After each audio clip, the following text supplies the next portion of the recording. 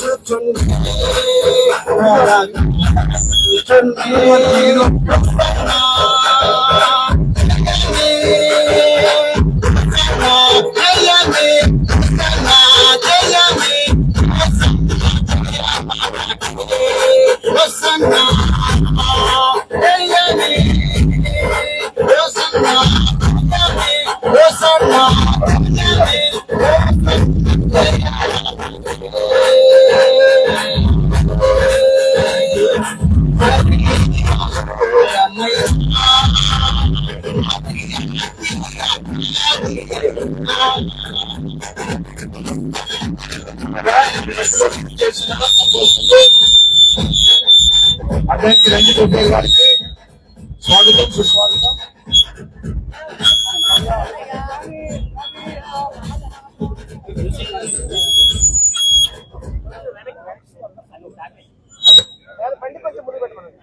Hello hello మన మధ్యలోకి వచ్చిన దేవుని సేవకులు, అభిషక్తులు, అపోస్తులు అద్దంకి రంజిత్ ఉపేల్ గారికి ప్రేమపూర్వకమైన ఆహ్వానాన్ని సుస్వాగతం తెలియజేస్తున్నారు. వారి మరి సంఘ సంస్కర్తగా, అదేవిధంగా క్రైస్తవ ఉద్యమ నేతగా మన మధ్యలోకి వచ్చారు. వారికి స్వాగతం సుస్వాగతం. ఈ సమయంలో వారి గురించి ఈశ్వర్ డానియల్ గారు. ఎందుకు పవన్ వద్దులేండి, చెప్పండి చెప్పాలి. దైవజనులు జనరేషన్ మారుతుంది. ఓఫ్రీ మినిస్ట్రీ అధ్యక్షులు, ఇప్పుడు జనరేషన్ రాష్ట్రీయ మసీహా పరిషత్ వ్యవస్థాపక అధ్యక్షులు, అంతేకాదు ఇండియా ప్రజాబంధు పార్టీ వ్యవస్థాపక అధ్యక్షులు. మొత్తం ఇది ప్రాంతీయ పార్టీ కాదు, అది మొత్తం నేషనల్ పార్టీని ఆయన నిర్మించి అనేక ప్రాంతాలలో చాలా మందిని కార్పొరేటర్స్ ని పంజాబ్ లో గాని, ఛత్తీస్గఢ్ లో గాని చాలా మందిని ఇండియా ప్రజాబంధు పార్టీలు గెలిపించారు వాళ్ళు. కాబట్టి ఎక్కడ చూసినా సరే దళిత క్రైస్తవ ఉద్యమాల్లో చురుగ్గా పాల్గొన్న యువకుడనే చెప్తాను. అందుకు దేవునికి స్తోత్రం కలుగునుగా. మనందరికన్నా చురుగ్గా పాల్గొని అనేక ఉద్యమాలు చేశారు. తెలంగాణలో 2 తెలుగు రాష్ట్రాల్లో ఘనమైన సేవ జరిగిస్తూ దేవుని కొరకు సత్య సైనికుడుగా సత్యాన్ని, ధర్మాన్ని, న్యాయాన్ని స్థాపించి బాధింపబడు వారికి న్యాయం చేయడంలో ముందుంటారు. ఆయన ఇప్పుడు దళిత క్రైస్తవ విప్లవాన్ని, కవాతును ఉద్దేశించి కొన్ని మాటలు మనకు తెలియజేస్తారు. మనం సావధానంగా విందాము.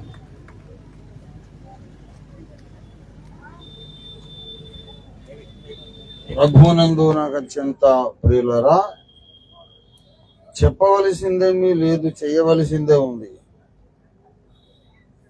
మంచి మైకి పెట్టండి ఆ మధ్యలో. ఇది అస్థిరుడైన విశ్వాసమే అప్పుడప్పుడు ఆఫ్ అయిపోతాం.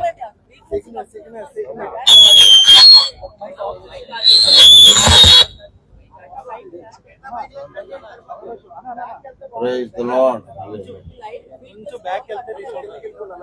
కొంచెం వెనక్కి వెళ్దాం. కొంచెం మీకు అలా బ్యాక్ వెళ్ళండి. కొంచెం బ్యాక్ కొంచెం దగ్గర కొంచెం సౌండ్ పెంచితే లాగేస్తుంది. ప్రియ మిత్రులారా,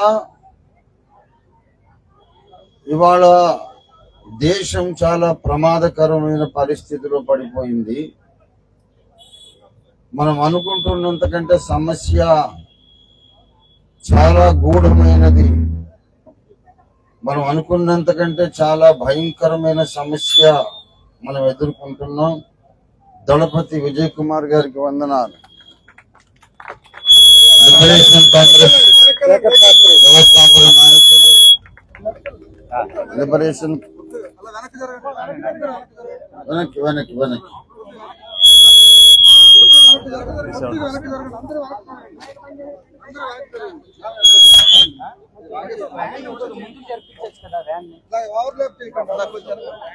లిబరేషన్ కాంగ్రెస్ పార్టీ వ్యవస్థాపక అధ్యక్షులు డాక్టర్ విజయ్ కుమార్ గారికి ఈ ర్యాలీలో సుస్వాగతం, ఘన స్వాగతం పలుకుతున్నాము. ప్రియ మిత్రులారా, ఇవాళ దేశం చాలా ఘోరమైన సమస్యలో పడిపోయింది. మతోన్మాదం అనేది మనం ఊహించలేనంత భయంకర సమస్య.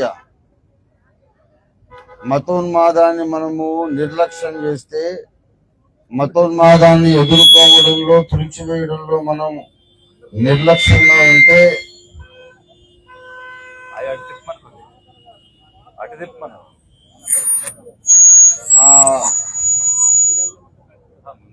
స్పీకర్ బాక్సెస్ యాంగిల్ మార్చండి బాబు, దిశ మార్చండి కొంచెం. అక్కడ ఎవరున్నారు? ఆ బండి ఎవరు నడిపిస్తున్నారు?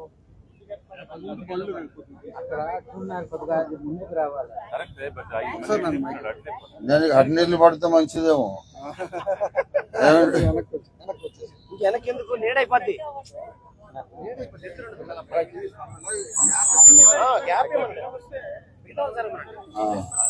ఎవరన్నా గైడ్ చేయండి. స్పీకర్ సైడ్ తిప్పాలి.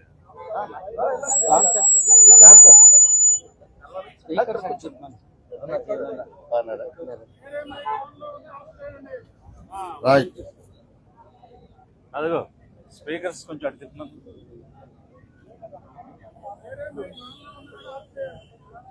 ప్రియ మిత్రులారా,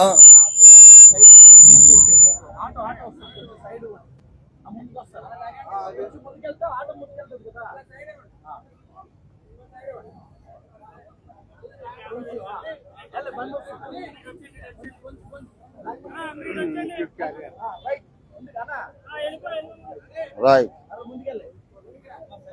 hello hello hello hello, mic పోయింది సార్, మైక్ పోయింది. Hello, right.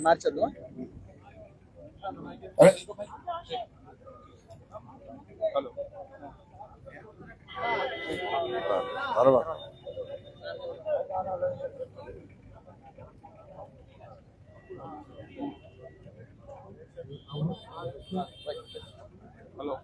Hello check, hello hello hello check, hello hello hello check,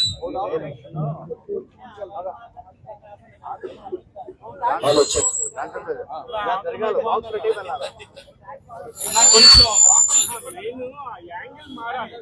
angle మారాలి.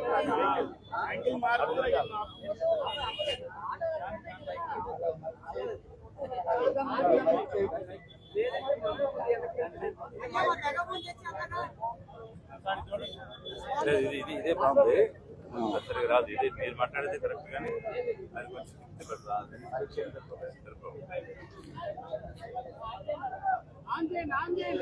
చూడండి, లేదండి తీసుకున్నారు. హలో చెక్, హలో హలో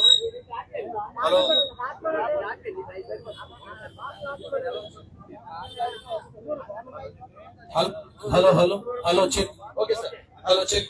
అది వద్దు కదా అని చెప్పి. ప్రియ మిత్రులారా, ఈవేళ హలో మన దేశం మైక్ ఆఫ్ అయిపోతా ఉంది. మైక్ మెయింటెనెన్స్ ఎవరు?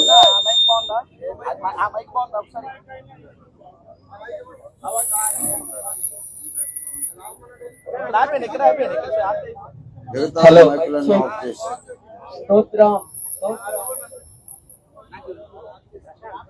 Hello check. తమ్ముడు సౌండ్ పెట్టు, సౌండ్ పెట్టు. Hello check, hello check. Hello hello hello కొంచెం పెట్టండి, పెట్టండి, సౌండ్ పెట్టండి. Hello check.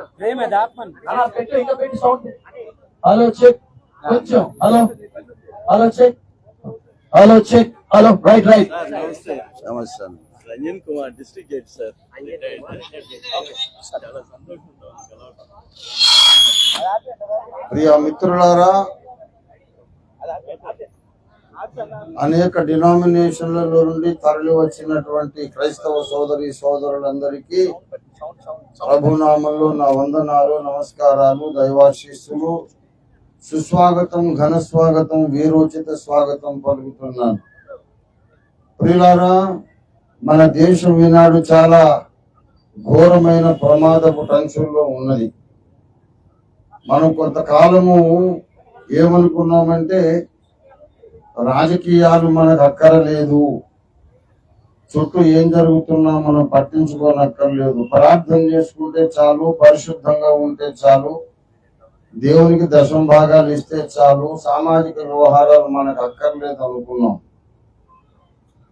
అలా ఉండినటువంటి ఆ అలసత్వం యొక్క దారుణ ఫలితం ఏమిటో, ఎలాగా ఫలితాలు వస్తాయో మీకు అర్థం కావడానికి మన ప్రత్యర్థులు మణిపూర్ అనే ఒక సమస్యను సృష్టించి మనకు చూపించారు.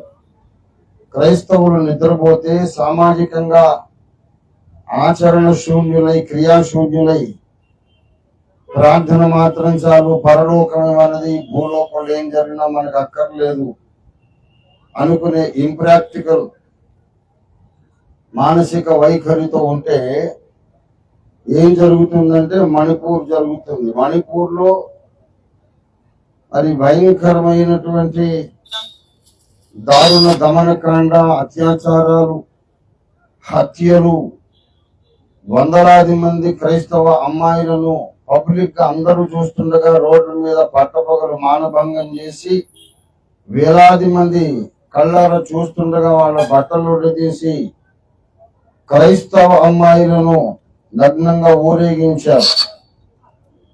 అలా జరుగుతున్నది బయట ప్రపంచానికి తెలియొద్దని అక్కడ స్థానిక పాలకులు ఎవరైతే ఉన్నారో ఇంటర్నెట్ అంతా కూడా అక్కడ స్విచ్ ఆఫ్ చేశారు. ఇంటర్నెట్ పనిచేయకుండా, సోషల్ మీడియాలో ఇది వైరల్ అయిపోతుందని ఇంటర్నెట్ పనిచేయకుండా చేశారు.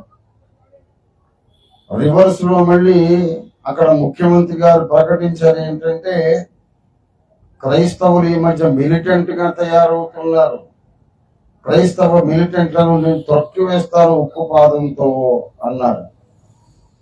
ప్రియ మిత్రులారా, క్రైస్తవుల మీద హత్యలు చేయడం, అత్యాచారాలు చేయడం, క్రైస్తవ స్త్రీలను నగ్నంగా ఊరేగించడం చేసి, ఎందుకు ఇలా చేశామంటే క్రైస్తవులు మిలిటెంట్లుగా, క్రైస్తవులు ఉగ్రవాదులుగా తయారవుతున్నారు అనే నేరం మోపారు. ఇదే రేపు దేశమంతటా జరగబోతుంది. క్రైస్తవుల మీద అంచెలంచెలుగా వ్యూహ ప్రకారం, ఖచ్చితమైన స్కెచ్ ప్రకారం సమాజంలోని ఒక బలమైన వర్గం దాడి చేస్తుంది. క్రైస్తవ్యమే లేకుండా చేయాలని, క్రైస్తవుల మీదనే కాకుండా దళితుల మీద కూడా భయంకరమైన అణిచివేత జరుగుతూ ఉంది. దళితులు అన్నవాడు ఏ మతంలోనైనా ఉండొచ్చు, దళితులు అన్నవాడు ఏ మతంలోనైనా ఉండొచ్చు, కానీ ఎస్సీ ఎస్టీ అట్రాసిటీ చట్టం అనేది మీకు వర్తించాలంటే మీరు దళితులై ఉంటే సరిపోదు, హిందువులై ఉండాలి. క్రైస్తవుల్లోకి వస్తే మిమ్మల్ని దళితులుగా గుర్తించం అని ఒక వింత వాదన మొదలైంది. కొన్నాళ్ళ కిందట జస్టిస్ రంగనాథ్ మిశ్రా కమిషన్ వేశారు. అప్పట్లో యూపీఏ ప్రభుత్వం, సోనియా మేడం గారు, మన్మోహన్ సింగ్ గారు, వాళ్ళు ఆ రంగనాథ్ మిశ్రా గారి కమిషన్ రిపోర్ట్ అందుకున్నారు. అందులో తేటగా ఆయన చెప్పింది ఏంటంటే, మతం మారినా సరే కులం మారదు, మతం మారినా వాళ్ళ సామాజిక స్టేటస్ మారదు, మతం మారినా వాళ్ళు కోటీశ్వరులు కాలేదు, మతం మారినా పూరి గుడిసెల్లోనే బ్రతుకుతున్నారు, మతం మారినా వాళ్ళు ఇంకా అంటరాని వారుగా ఎంచబడుతున్నారు, గ్రామాల్లో అణిచివేయబడుతున్నారు. కనుక వాళ్ళకు రిజర్వేషన్, అట్రాసిటీ చట్టం వాళ్లకు వర్తింపజేయడమే న్యాయము అని clear cut report Ranganath Mishra గారు ఇచ్చారు. దాన్ని బుట్ట దాఖలు చేశారు. ఇప్పటిదాకా కూడా దానికి దిక్కు దివాణం లేదు. సమాజంలోని ఒక బలమైన వర్గం మన దేశంలో దళితుల మీద, క్రైస్తవుల మీద ఉక్కుపాతం పెట్టి అణిచివేస్తున్నారు. ఇది కేవలము అన్యాయం అనే సంగతి మనందరికీ తెలుసు. అన్యాయం అయిపోతున్న వాళ్ళని ఎవరు రక్షించాలి అంటే ఎవరు రక్షించరు. ఎవరైతే అన్యాయానికి గురి చేయబడుతున్నారో వాళ్ళు తిరగబడడం ఒకటే మార్గము. ఇవాళ మనం చేసిన ప్రార్థనలు చాలా, ప్రార్థనలు చేయండి. అందరికంటే ఎక్కువ మేము ప్రార్థన చేస్తున్నాం. గత 7-8 సంవత్సరాలుగా రాత్రులు నిద్రపోకుండా ప్రార్థన చేస్తున్నాం. ప్రార్థన చేయాల్సిందే, పోరాటం చేయాల్సిందే. క్రైస్తవుడు అన్నవాడు ఎప్పుడు హింసకు దిగడు, దొంగలు, అల్లర్లు, హత్యలు చేయడు, ఆయుధం చేపట్టడు. కానీ అంతకంటే గొప్ప ఆయుధం మనకు బాబాసాహెబ్ అంబేద్కర్ మన చేతికి ఇచ్చాడు. రాజ్యాంగం అనే ఆయుధం మనకు ఉంది. ఆ రాజ్యాంగబద్ధమైన హక్కులు అనే ఆయుధాన్ని మనం చేతబట్టి ఈ మతోన్మాదాన్ని అణిచివేయాలి. కేవలం ఇప్పుడు ఈ మతోన్మాదుల పాలసీకి ఏ మాత్రము కూడా లాజిక్ లేదు. ముందు దళితులను ఏమన్నారంటే, మా గుడికి రావద్దు, మా గుడికి వస్తే మా దేవతలు మైలపడిపోతారు, మా గుడి మైలపడిపోతుంది అని ఈనాటికి అంటున్నారు. సరే, మీ గుడికి రావద్దు కదా, మాకు నచ్చిన గుడికి వెళ్తాం, మమ్మల్ని ఎవరు రాణిస్తే, ఎవరు మనుషులుగా చూస్తే అక్కడికి వెళ్తాం అని వెళ్తుంటే మీరు అక్కడికి ఎందుకు వెళ్తున్నారు? అక్కడికి వెళ్తే మిమ్మల్ని కొడతాము, చంపుతాము, కేసు కూడా ఉండదు అని బెదిరిస్తున్నారు. బాబు, మీ గుడికి రానివ్వలేదు, వాడు ఎక్కడ దూకి చేస్తే ఎందుకు పట్టించుకుంటున్నావు? మా ఇంట్లోకి రావద్దు, మా గుడిలోకి రావద్దు, బడిలోకి రావద్దు అన్నటువంటి ఆ నీవు అంతరాని వారు అనించిన జనం ఎక్కడికి పోతే ఎందుకు పట్టించుకుంటున్నావు? మీ గుడికైతే రాలేదు కదా, ఏదో గుడికి వెళ్తాడు, ఎందుకు అడుగుతున్నావు అసలు అంటే వాళ్లకు బేసికల్లీ ఏంటంటే యేసుక్రీస్తు అనే ఒక వ్యక్తి మీద నిష్కారణ ద్వేషం. రెండవ రాకడ ముందుగా 2వ కీర్తన నెరవేరుతా ఉంది. 2వ కీర్తన, అన్యజనులు ఎలా అల్లరి చేయుచున్నారు, జనములు ఎలా వ్యర్థమైన దాన్ని తలంచుచున్నవి, ఏలికలు ఏకీభవించి ఆలోచన చేస్తున్నారు, భూరాజులు యెహోవాకు ఆయన అభిషిక్తుడికి విరోధంగా ఆలోచన చేస్తున్నారు. ఇవాళ పరిపాలక వర్గాలు, ఉన్నత వర్గాలు అందరూ కూడా ఒక్కటైనారు. ఇవాళ జ్యుడిషియరీలో అంత బ్యూరోక్రసీ నిండా కూడా కాషాయీకరణం జరిగింది. కోర్టులకు పోయినా వాళ్ళకు అనుకూలంగా తీర్పులు వస్తా ఉన్నాయి. ఇప్పుడు ఏం చేయాలి? ఒక్కటే మార్గం నేను చెబుతున్నాను. యేసును నిష్కారణంగా ద్వేషిస్తున్న వాళ్ళందరూ ఒక్కటైనారు కాబట్టి, యేసయ్య మీద నాకు ప్రేమ ఉంది అనుకున్న వాళ్ళందరూ ఒక్కటి కావాలి. ఇక డినామినేషన్ చూడద్దు, సిద్ధాంతాలు మనకు అవసరం లేదు. యేసయ్య నా దేవుడు అనుకున్న వాళ్ళందరూ ఒకటి కావాలి. న్యాయాన్ని ప్రేమించే వాళ్ళందరూ ఒకటి కావాలి. ఇవాళ 1950లో ఉన్నటువంటి ఆ యొక్క ప్రెసిడెన్షియల్ ఆర్డర్ దాన్ని రద్దు చేయాలనే డిమాండ్తో మనం సంతకాల ఉద్యమం చేపట్టాం. నిజామాబాద్లో, విజయవాడలో, వరంగల్లో అనేక ప్రాంతాల్లో ఒక అద్భుతమైన విషయం ఏంటంటే, అనేక మంది హిందువులు, అనేక మంది కమ్యూనిస్టులు, అనేక మంది ముస్లింలు ముందుకు వచ్చారు. సార్, మేము కూడా సంతకాలు చేయవచ్చా? ఈ చట్టం అన్యాయం అని మేము కూడా ఒప్పుకుంటున్నాం. ఇది మాకు అవసరం లేదు, కానీ ఈ పోరాటాన్ని సమర్థిస్తున్నాం. మేము ఆధార్ కార్డు నంబర్ రాసి మరీ సంతకం పెడతాం అని చెప్పి వేల మంది ముందుకు వచ్చారు. సంతకాలు చేయడానికి దళిత క్రైస్తవుల్ని చంపుతున్నారు, భయపడుతున్నారు. మీరు భయపడి ఏం సాధించలేరు. పోరాటం చేయాలి. ఇంకేం చేస్తారండి? ఇంకా కొంచెం మనం ఇలాగే నిద్రపోతూ ఉంటే, కొంచెం అగ్రెసివ్ గా పోరాట పంథాలోకి మనం రాకపోతే ప్రతి రాష్ట్రము కూడా మణిపూర్ లాగా తయారవుతుంది. ఇది 100% జరగబోతున్న రేపటి చరిత్ర. రేపు మీ ఇళ్లలోకి పోలీసులు వస్తారు, మీ చర్చిల్లోకి వస్తారు, చర్చిలు మూయిస్తారు, ఇళ్లలోకి వస్తారు, ఆడపిల్లలను మానభంగం చేస్తారు. ఈ దారుణాలు ఆపాలంటే క్రైస్తవ సంఘాలందరూ ఒకటై రోడ్ల మీదకి రావాలి. ప్రజాస్వామ్యబద్ధంగా, రాజ్యాంగబద్ధంగా మన నిరసన వ్యక్తం చేయాలి. ఊరుగా ఇటువంటి ర్యాలీలు జరగాలి. ప్రతి జిల్లా హెడ్ క్వార్టర్స్ లో, రాష్ట్ర రాజధానుల్లో, ఆఖరికి అన్ని రాష్ట్రాల్లో నుండి ఈ శాంతియుత ఉద్యమకారులు ఢిల్లీ చేరుకోవాలి.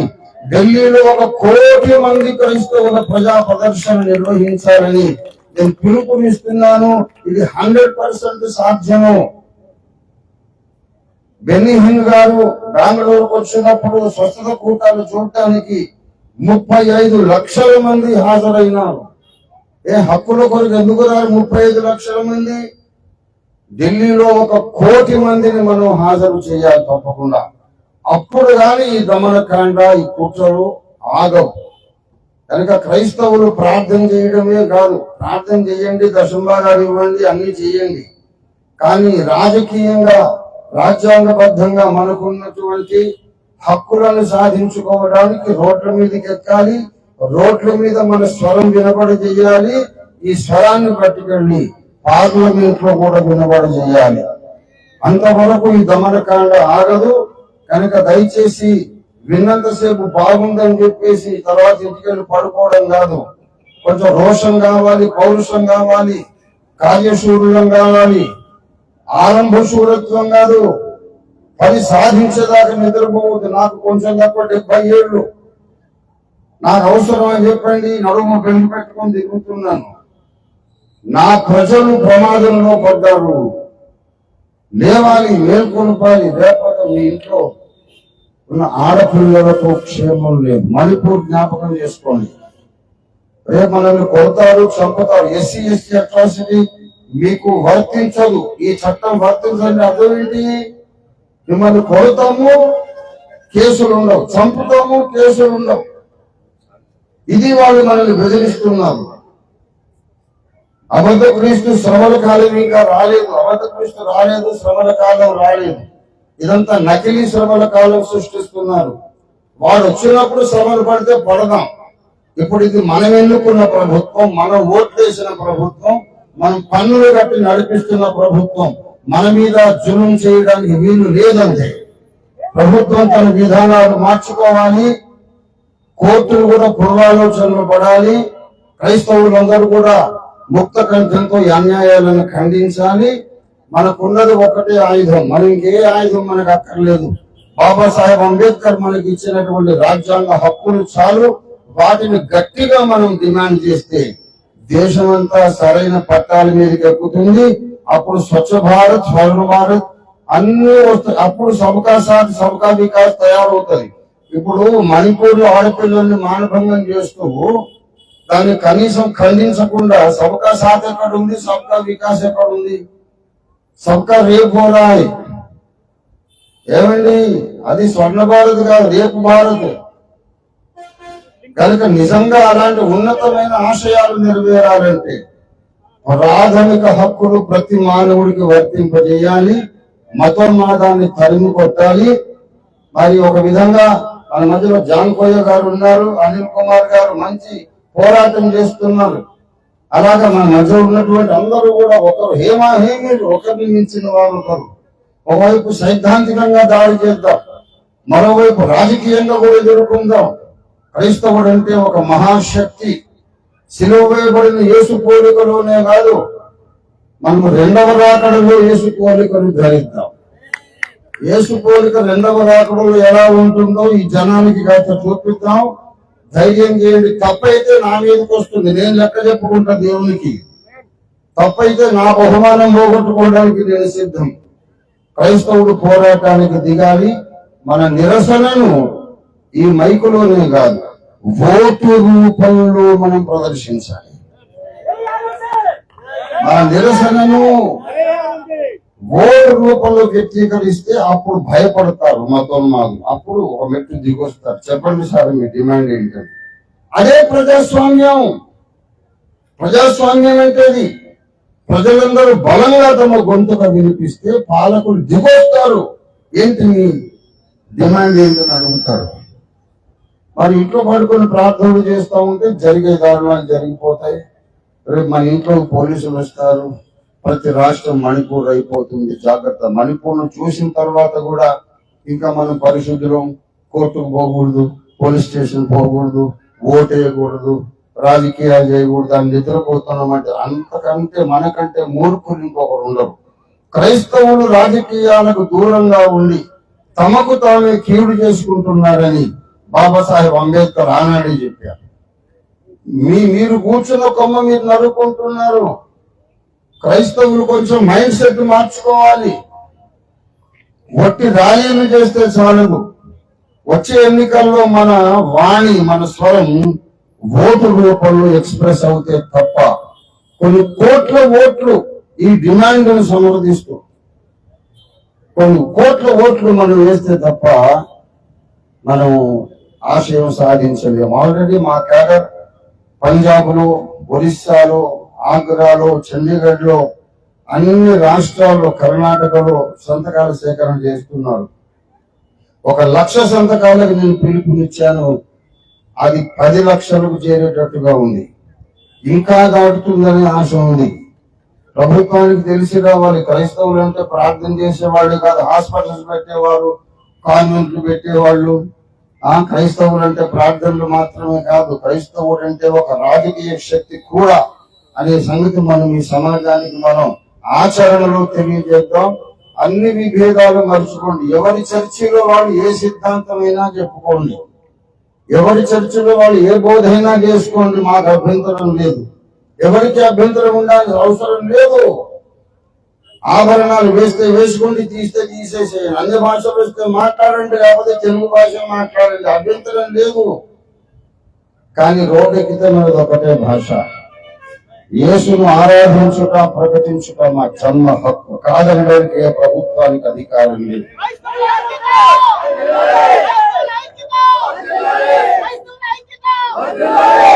ఇదే స్వరాన్ని పార్లమెంట్ దాకా తీసుకెళ్దాం. మన విజయ్ కుమార్ గారి సహకారం ఎలాగో మనకు ఉంటుంది. ఇప్పుడు సమయం నెక్స్ట్ ఎవరికి ఇస్తారో ఒకసారి గట్టిగా చప్పట్లు కొడదాం ఒకసారి. మన మధ్యలో సిఎంసీ ప్రెసిడెంట్ సుధాకర్ పాల్ గారు ఉన్నారు. మధ్యలో రావాల్సిన ప్రేమపూర్వకంగా కొంచెం బ్యాంక్ కొంచెం సర్దుకోండి, కొంచెం పక్కన పెడితే మరి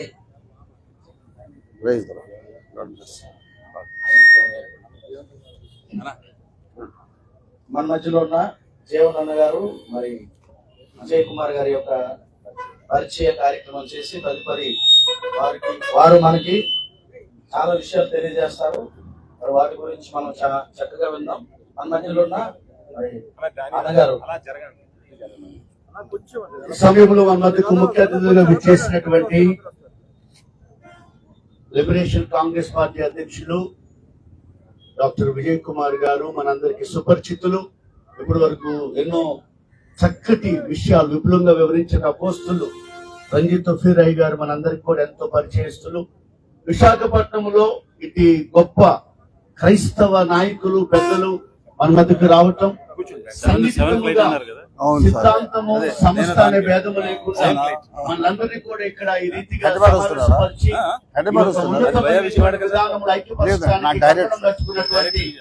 మరి జేమ్స్ కుంపట్ల గారికి, మరి అట్రీతిగా సుధాకర్ పాల్ గారికి, అనీ జాన్సన్ గారికి ప్రత్యేక వందనాలు తెలియజేస్తూ లిబరేషన్ కాంగ్రెస్ పార్టీ అధ్యక్షుడు డాక్టర్ విజయ్ కుమార్ గారు ఇప్పుడు మాట్లాడతారు. మరి ఈ సమయంలో వారు ఇక్కడ నుండి మన మధ్య నుండి త్వరితముగా నిష్క్రమించిన ఉన్నారు. వారు ఈ రోజు ఫ్లైట్ కి మరలా వారు హైదరాబాద్ చేరుకోవాలి. రేపు ఉదయకాలం కార్యక్రమం ఉంది. దయతో ప్రతి ఒక్కరూ కూడా సమన్వయం పాటించాలని మనవి చేస్తూ ఆల్ ఇండియా పాస్టర్స్ ఫెడరేషన్ అయినటువంటి మాకు కూడా ఈ యొక్క కార్యక్రమంలో భాగం కల్పించినందుకు వందనాలు తెలియజేస్తూ మా ఆల్ ఇండియా పాస్టర్ ఫెడరేషన్ ఎల్లప్పుడూ ఇటు కార్యక్రమంలో ముందంజ ఉంటుందని తెలియజేస్తున్న మాటలు ముగిస్తూ మన గౌరవ అతిథులకు సమయాన్ని అప్పగిస్తున్నాం. అందరూ చప్పట్లు కొడుతూ వారు ప్రేమ కావాలి.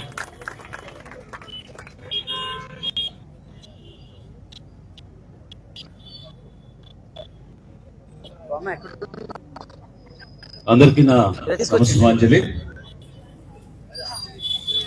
ఈరోజు దేశవ్యాప్తంగా జరుగుతున్నటువంటి ఒక చర్చ, సుప్రీంకోర్టు ఒక పాస్టర్ విషయంలో ఎస్సీ ఎస్టీ అట్రాసిటీ యాక్ట్ కింద రక్షణ దొరకదు అతను క్రిస్టియన్ అయితే అనేటువంటి ఒక జడ్జిమెంట్ ని, అంటే 1950లో రాష్ట్రపతి ఇచ్చినటువంటి ఉత్తర్వుల్ని మరొక్కసారి ఉటంకిస్తూ ఒక స్పష్టతను ఇచ్చే విధంగా ఒక జడ్జిమెంట్ ఇవ్వటం మనందరం చూశాం.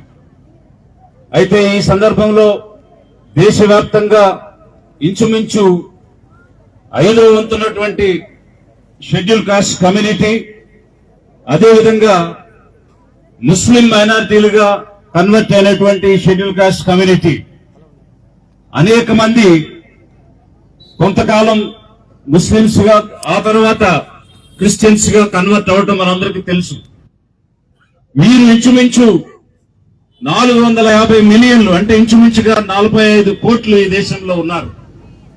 అలాంటి వారికి ఒకవైపు రాజ్యాంగం ప్రాథమిక హక్కులను దేశంలో ఉన్న 146 కోట్ల మందికి సమానంగా ఇచ్చింది. ఆర్థిక రాజకీయ సమానత్వం, సాంఘిక సమానత్వం అందరికీ ఉండాలని చెప్పింది. కానీ దానికి విరుద్ధంగా ప్రెసిడెన్షియల్ ఆర్డర్స్ ఇస్తూ ప్రాథమిక హక్కులను, రాజ్యాంగం ఇచ్చినటువంటి హక్కులను కాల రాసేటువంటి పరిస్థితిని ఈ ఎన్నికైనటువంటి ప్రభుత్వాలు చేస్తూ వచ్చాయి. ప్రపంచవ్యాప్తంగా మనం చూసినప్పుడు రేషియలిజం అనేటువంటిది, రంగును బట్టి, మనిషిని బట్టి, పుట్టుకను బట్టి వివక్ష చూపించడం అనేది తగదు అని 1948లోనే ఐక్యరాజ్య సమితి, United Nations committee on elimination of all forms of racial discrimination అనేటువంటి ఒక సిద్ధాంతాన్ని తీసుకుని వచ్చిన తర్వాత 1968లో భారత ప్రభుత్వం కూడా 1965 డిక్లరేషన్ ని ఒప్పుకుంటూ భారతదేశం సంతకాలు పెట్టి అన్ని రకాల రేషియల్ డిస్క్రిమినేషన్స్, అన్ని రకాల వివక్షల్ని, మతపరమైన, జాతిపరమైన, కులపరమైన, ప్రాంతపరమైన, భాషపరమైన ఏ విధమైన వివక్ష ఉన్నా కూడా దానిని రూపుమాపుతామని ఐక్యరాజ్య సమితిలో భారతదేశం కూడా సంతకం పెట్టింది. ఇప్పుడు 1807లోనే మొట్టమొదట బ్రిటిష్ ప్రభుత్వం యాంటీ రేషియల్ యాక్ట్ తెచ్చింది. తర్వాత 1863లో అమెరికాలో తీసుకొని వచ్చింది. ఆ విధంగా England, America, Canada, Brazil, Australia, New Zealand, Germany, France, Sweden, ఈ మధ్య 2016లో జపాన్ కూడా రేషియలిజంతో, జాతి వ్యతిరేక ఉపన్యాసాలు చేయకూడదనే చట్టం తెచ్చింది. ఈ రకంగా ప్రపంచవ్యాప్తంగా అనేక చట్టాలు వస్తున్న పరిస్థితిలో 1950లోనే మన రాజ్యాంగం doctor Babasaheb Ambedkar drafting committee chairman గా ఉండి సాధించినటువంటి రాజ్యాంగాన్ని జనవరి 26, 1950లో ఆమోదింపజేసుకుని ఈ రాజ్యాంగం ద్వారా 14లో ప్రతి ఒక్కరూ సమానమని, 15 ఆర్టికల్ ద్వారా ఎవరి మీద వివక్ష, religion, race, caste, sex, place of birth అనేటువంటి వివక్ష ఉండకూడదని, 16లో అందరికీ ఈక్వల్ ఆపర్చునిటీస్ ఇవ్వాలని, 25 ఆర్టికల్లో వ్యక్తికి నచ్చినటువంటి మతాన్ని ప్రొఫెస్, ప్రాక్టీస్ అండ్ ప్రాపగేట్ అని ఇన్ని రకాల ప్రాథమిక హక్కులు ఒకవైపు రాజ్యాంగం ద్వారా ఇస్తూ, ఆ హక్కులకు వ్యతిరేకంగా నువ్వు హిందూ మతంలోనే ఉంటే నిన్ను ఎస్సీగా చూస్తాం, సిక్ అయితేనే ఎస్సీగా చూస్తాం, బౌద్ధుడైతేనే ఎస్సీగా చూస్తామని కొన్ని అమెండ్మెంట్స్ తీసుకుని వచ్చి రాజ్యాంగానికి విరుద్ధమైనటువంటి ఆర్డర్స్ మనం ఎన్నుకున్న ప్రభుత్వాలు తీసుకొని వచ్చాయి. ఒకవైపు రాజ్యాంగం ప్రాథమిక హక్కులన్నీ ఇచ్చింది. అవి ఇచ్చినప్పుడు ప్రతి పౌరుడు అనుభవించే అవకాశం ఉండాలి. 146 కోట్ల మంది జనాన్ని నేను ఆలోచించమని కోరుతున్నాను. ఎందుకనంటే రాజ్యాంగం అనేది అందరికీ సమానం, అందరికీ సమాన హక్కులు ఇచ్చినప్పుడు కొంతమందిని మతపరంగా కన్వర్ట్ అయినటువంటి ముస్లింలను, క్రిస్టియన్లను రాజ్యాంగం ఇచ్చే హక్కులు ఇవ్వమని ప్రెసిడెన్షియల్ ఆర్డర్స్ తీసుకురావడం ఏ విధంగా న్యాయం అవుతుంది? Is it not constitutional injustice? ఇది రాజ్యాంగపరమైనటువంటి అన్యాయం కాదా? జాతి వివక్ష కాదా? మత వివక్ష కాదా? రేషియల్ డిస్క్రిమినేషన్ కాదా? ఇది కేవలం దాని వల్ల నష్టపోతున్నటువంటి ఒక schedule caste converts to Christianity and ముస్లింసే కాదు, యావత్తు భారతదేశం 146 కోట్ల మంది ప్రజలు ఆలోచించమని కోరుతున్నాను. ఎందుకనంటే అది మానవ హక్కు ఏ విధంగా అవుతుంది? సాటి మనిషిని సమానంగా చూడనప్పుడు అది మానవీయత ఎలా అవుతుంది? హ్యూమానిటీ ఎలా అవుతుంది? ప్రపంచమంతా కూడా హ్యూమానిటీ, హ్యూమన్ రైట్స్ వైపు వెళుతూ ఉన్నప్పుడు భారతదేశంలో మానవ హక్కులు ఉండాల్సిన అవసరం లేదా? కొన్ని కోట్ల మందిని, ఇంచుమించుగా 45 కోట్ల మందిని మీకు ప్రాథమికమైన మానవ హక్కు ఇవ్వను అని అంటే అది రాజ్యాంగం ఇచ్చిన ఫలం ఎలా అవుతుంది? అది రాజ్యాంగపరమైన పాలన ఎలా అవుతుంది? ప్రతి ఒక్కరు కూడా ఆలోచించాలి. అందుకే ఏం చేయాలి, మనం ఏ విధంగా దీన్ని సాధించాలి అనంటే ఇప్పుడున్నటువంటి పార్టీలు బీజేపీ నేరుగా దీన్ని అపోజ్ చేస్తూ సుప్రీం కోర్టు అవకాశం ఇచ్చినప్పుడు కూడా మేము వ్యతిరేకిస్తున్నామని చెప్పి రంగనాథ్ మిశ్రా కమిషన్ చాలా స్పష్టమైన రిపోర్ట్ ఇచ్చి క్రిస్టియన్స్ ని ముస్లింస్ గా కన్వర్ట్ అయిన వారిని ఎస్సీలో పెట్టమని వారు చెప్పిన తర్వాత కూడా మళ్ళీ కేజీ బాలకృష్ణన్ కమిషన్ అని ఇంకొక కమిషన్ వేసింది. బీజేపీ వ్యతిరేకిస్తుంది. మరి మొన్న జరిగిన ఎన్నికల్లో అనేక మంది టీడీపీకి ఓటేశారు, జనసేనకు ఓటేశారు. ఈ రోజు 21 మంది ఎమ్మెల్యేలు ఈ గుంపుగా ఏర్పడిన పార్టీలకు ఓట్లేసి గెలిపిస్తే 21 మంది ఎంపీలు ఈ రోజు ఇండియాలో పార్లమెంటులో ఇప్పుడున్న ప్రభుత్వాన్ని నిలబెట్టడానికి మద్దతుగా నిలబడ్డారు టీడీపీ, జనసేన, బీజేపీ ఎంపీలు. వీరందరికీ ఈ క్రిస్టియన్స్ ఓట్లే లేదా, మైనార్టీలు ఓట్లే లేదా? అలాంటప్పుడు మీ పార్టీ సిద్ధాంతాలు ఏంటి? తెలుగుదేశం పార్టీ అసెంబ్లీలో రిజల్యూషన్ చేసింది, వైఎస్ఆర్సీపీ పార్టీ అసెంబ్లీలో రిజల్యూషన్ చేసింది. అసెంబ్లీలో రిజల్యూషన్ చేసినందువల్ల ఏ ప్రయోజనం వస్తుంది? నిజంగా మీకు ఈ జాతులకు న్యాయం చేయాలనే ఆలోచన ఉంటే ఈ క్రిస్టియన్స్ కి, ముస్లింస్ కి ఆర్థిక పరమైన, విద్యాపరమైన, చట్టపరమైన, రాజకీయ పరమైన హక్కులు అందాలి అనే ఆలోచన మీకుండుంటే చట్ట ప్రకారంగా రావాల్సిన హక్కులు కదా మీరు ఇవ్వాల్సింది. మసీదులకు డబ్బులు ఇచ్చాం, చర్చిలకు డబ్బులు ఇచ్చాం, పాస్టర్లకు డబ్బులు ఇచ్చామంటే అది చట్టపరమైన హక్కు కాదు కదా. ఒక విద్యార్థికి ఎంబీబీఎస్ లో సీట్ వస్తే షెడ్యూల్ కాస్ట్ లో రావడానికి అవకాశం లేదు, స్కాలర్షిప్ రావడానికి అవకాశం లేదు, ఫెలోషిప్ రావడానికి అవకాశం లేదు.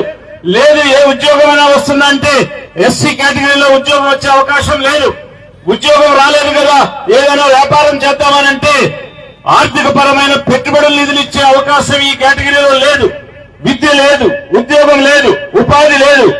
ఎవడైనా వచ్చి దాడి చేస్తే, కులం పేరు మీద పెట్టి దాడి చేస్తే నాకు దాడి జరిగింది, నాకు పునరావాసం ఇవ్వండి, నాకు నష్టపరిహారం ఇవ్వండి అని అంటే నువ్వు ఆ చట్ట పరిధిలోకి రావు, నీకు ఆ రక్షణ లేదు పో అని కోర్టులే చెప్తున్నాయనంటే ఏ హక్కు ఉంది? విద్యా హక్కు ఉందా?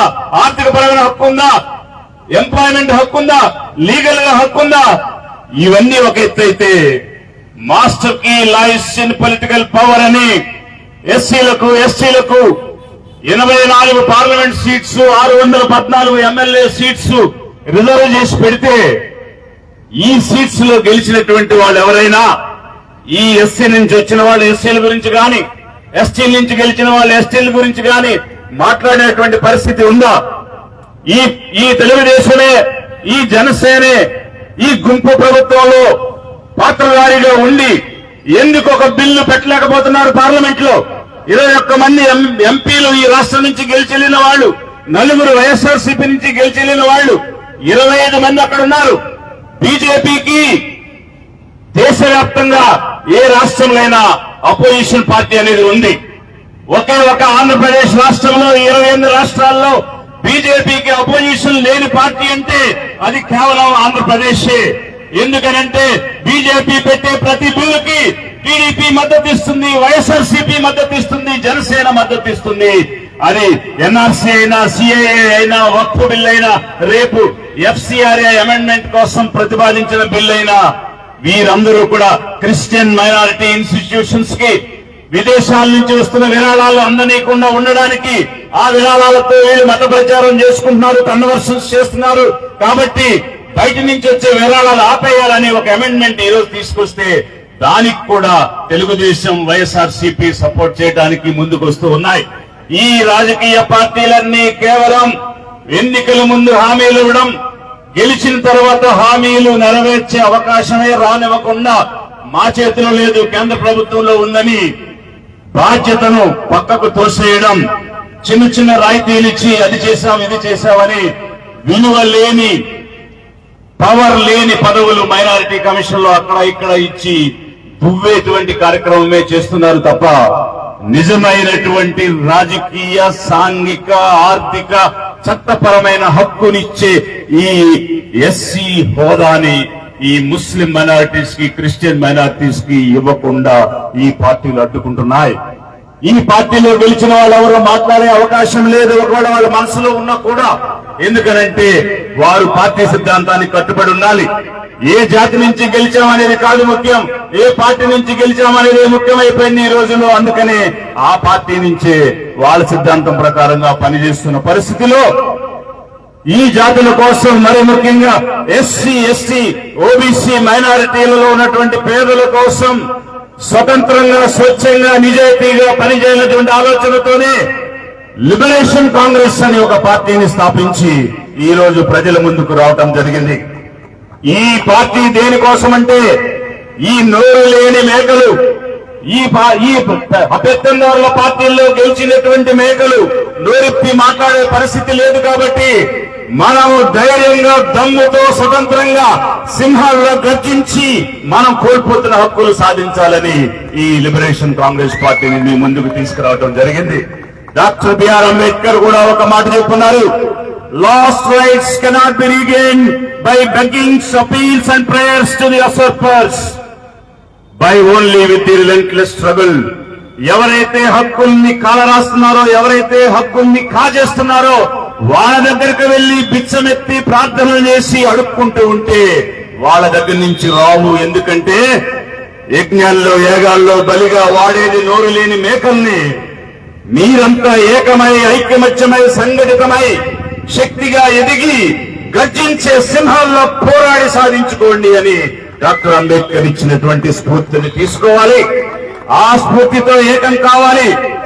ఏ మతములను, ఏ చర్చ అనేది కాదు ఇక్కడ ముఖ్యం. క్రైస్తవులంతా ఏకం కావాలి, ముస్లింలంతా ఏకం కావాలి, బౌద్ధులంతా ఏకం కావాలి, సిక్కులంతా ఏకం కావాలి, షెడ్యూల్ కాస్ట్ గా హిందూ మతంలో ఉన్న వారిని కూడా కలుపుకొని వారందరితో కలిపి ఈ రోజు 15% వచ్చింది. వీరందరూ ఏకమైతే అది 20% పెరిగేటువంటి అవకాశం ఉంది. కాబట్టి షెడ్యూల్ కాస్ట్ కన్వర్ట్ అయిన వాళ్ళు, అవని వాళ్ళు అందరినీ కలుపుకుని ఐకమత్యమై ఊరు వాడ నుంచి ఈ ఉద్యమం ముందుకు రావాలి. ప్రతి చర్చిలోనూ, ప్రతి పాస్టర్, ప్రతి ప్రీస్ట్, ప్రతి ముల్లా ఈ అంశాన్ని మసీదుల్లో చెప్పాలి, చర్చిల్లో చెప్పాలి, విహారాల్లో చెప్పాలి. చెప్పి ఈ విధంగా మన బ్రదరన్, సోదరి సోదరుమణులు, మనతోటి వారు సఫర్ అవుతున్నారు, వారందరికీ సమానత్వం ఇవ్వాలి, హక్కులు ఇవ్వాలి. అందుకు మనము చేయి కలపాలి, మనందరం కలిసి దీనికోసం పోరాడాలి అనేటువంటి ఉద్యమం ఈ రోజు విశాఖపట్నం నుంచి మనం మాట్లాడుతున్నాం. ఈ తూర్పు నుంచి ఉదయించే సూర్యుడు అన్ని ప్రాంతాలకు వెలుగునిచ్చి అన్ని ప్రాంతాలను ఎలా కలుపుతాడో అలా ఈ రోజు విశాఖపట్నం తూర్పున మొదలైన ఈ ఉద్యమం అన్ని ప్రాంతాలకు పాకాలి, నిప్పుల్లా రాజేయాలి. దేశవ్యాప్తమైనటువంటి ఉద్యమమై ఎస్సీ కన్వర్టెడ్ క్రిస్టియన్స్ కి, మైనారిటీస్ కి ఎస్సీ హోదా వచ్చి తీరాలి. ఇది రాజ్యాంగబద్ధమైనటువంటి అన్యాయం, రాజ్యాంగబద్ధమైన వివక్ష. అందుకోసం యావత్తు దేశంలో ఉన్న ప్రతి ఒక్కరూ దీనిని అభినందించాలి. ఎందుకంటే 146 కోట్ల మందికి సమానంగా ఇచ్చిన హక్కు వీరికి కూడా అందాలనేటువంటి ఒక ఆలోచనతో ప్రతి ఒక్కరూ ముందుకు రావాలని చెప్పేసి నేను కోరుకుంటూ, బాబాసాహెబ్ అంబేద్కర్ ఇచ్చిన ఒకే ఒక వజ్రాయుధం ఓటు. ఈ ఓటుని మనము ఆలోచించకుండా, విఘ్నత లేకుండా చేస్తున్నాం కాబట్టి ఇన్నాళ్ళు పెత్తందారుల పార్టీలకు వేశాం. పెత్తందారుల పార్టీల అధికారం కోసం పేదల ఓట్లు వాడుకున్నారు. ఇప్పుడు పేదలకు ఒక పార్టీ వచ్చింది, లిబరేషన్ కాంగ్రెస్ పార్టీ. ఇకనైనా ఆలోచించండి. మన ఓటు మన ఆత్మాభిమానం కోసం వేసుకున్నాం. మన ఓటు మన పేదలను అధికారంలోకి రావడానికి వేసుకున్నాం. మన ఓటు మన పార్టీకి వేసుకుని మనమే అధికారంలోకి వచ్చి మనమే చట్టాన్ని మారుతాం.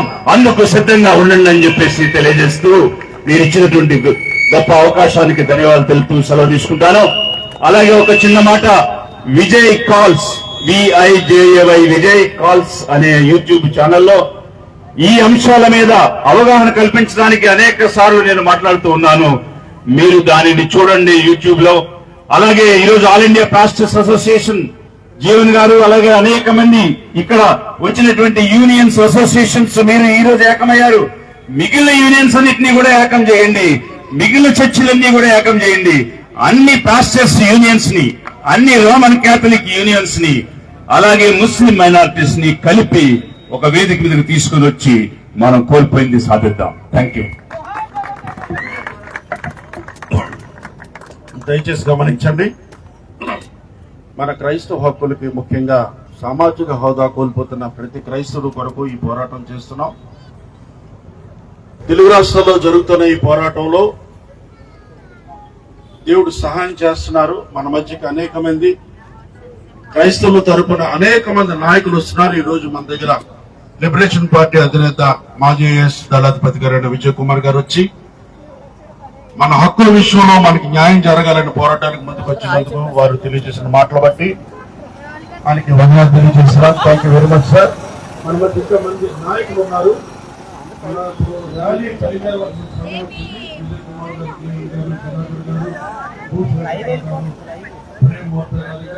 నాయకులు ముందు ఉంటారు.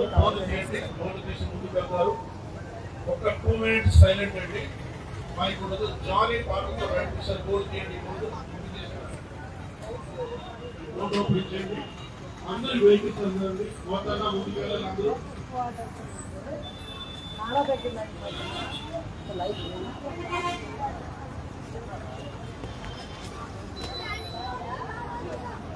దయచేసి గమనించండి, జగదాంబ దగ్గర మళ్ళీ అక్కడ నాయకులు మాట్లాడతారు. అందరూ అక్కడ కూడా ప్రార్థనలు ఉంటాయి. దయచేసి గమనించండి.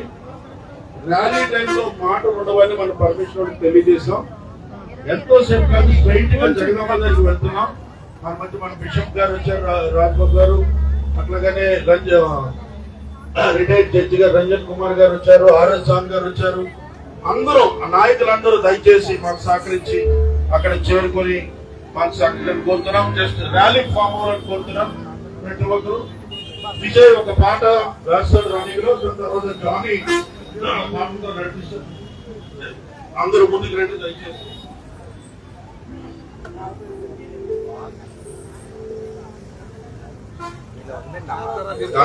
అందరూ వ్యాన్కి వెలుపల విశ్వాసులు ఉండండి. నాయకులు కొంతమంది వ్యాన్ ముందుకు ఉంటారండి.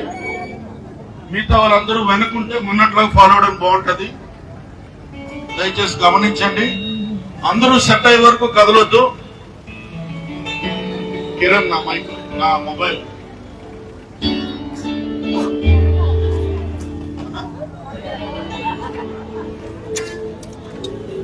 కిరణ్ నన్ను అందరూ ఫామ్ అయ్యే వరకు ఆగాలి వ్యాను. సిస్టర్స్ అందరు రండి. వెహికల్ వెనక అందరూ ఈ వెనక, ఈ మ్యూజిక్ వెహికల్ వెనక రావాలి. ఇది ఎవరిది? ఈ మైక్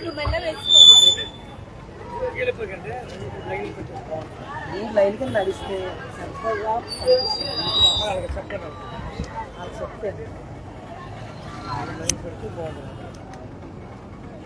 కదా.